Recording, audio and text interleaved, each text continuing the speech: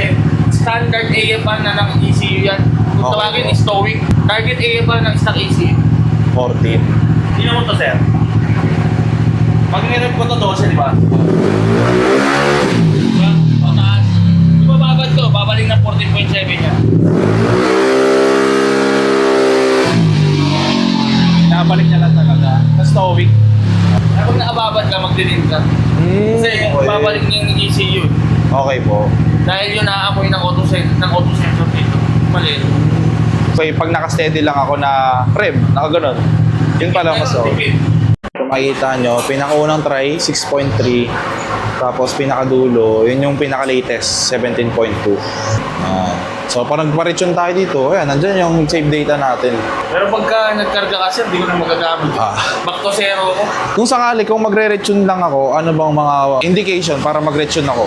Intake exhaust. Okay. Yan, naglaki ka pa ng throttle body. Okay.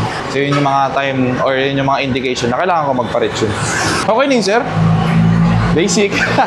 Basic lang. Ayun guys, tapos na agad yung motor natin. 151. Wala pang isang oras. Ano oras na nakarating?